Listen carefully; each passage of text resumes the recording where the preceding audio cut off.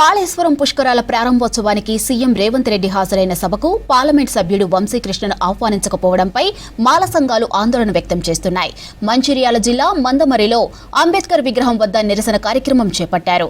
యువ నాయకుడు పార్లమెంటు సభ్యుడు వంశీకృష్ణను కాళేశ్వరం పుష్కరాల ప్రారంభోత్సవ సభకు ఆహ్వానించకపోవడం, ఫ్లెక్సీలపై ఫోటోలను ముద్రించకపోవడం దళితులను అవమానించినట్లేనని నిరసన వ్యక్తం చేశారు.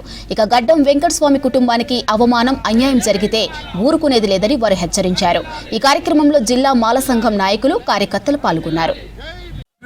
స్వర్గీయ కాకా వెంకటస్వామి గారు ఒక స్థానికంగా కాకుండా ఒక రాష్ట్ర ఒక పార్లమెంట్ కాకుండా ఒక రాష్ట్రానికి ఒక దేశ నాయకుని ఎదిగి ఒక దళిత బిడ్డలకే కాదు ఎస్సీ ఎస్టీ బీసీ మైనార్టీల కోసం పోరాటం చేసినటువంటి మహానాయకులు కాకా వెంకటస్వామి గారు ఎంతో మంది కోసం ఇష్టపెట్టినటువంటి ఆయన కొడుకు అయినటువంటి మరి వివేక్ వెంకటస్వామి గారు, ఆయన మనవడైనటువంటి మరి వంశీకృష్ణ గారు ఆయన అడుగుజాడలు నడుస్తూ ప్రజల కోసం పోరాటం చేస్తూ ఎన్నో దేశాలలో తిరుగుతూ ప్రజల కోసం ఇచ్చేస్తూ దేశవ్యాప్తంగా ఇండస్ట్రీస్ పెట్టి మరి ప్రజలకు బ్రతకడానికి కష్టంలో కానీ ఇండస్ట్రీస్ పెట్టి అలా అన్ని కులాలు ఎస్సీ ఎస్టీ బీసీ మైనార్టీలు అందరూ తీసుకొని వాళ్ళకు జీవనోపాధి కల్పించి వాళ్ళ భార్య పిల్లలను చదువుకున్నటువంటి ఏర్పాటు చేసినటువంటి ఘనత వాళ్ళ కుటుంబం.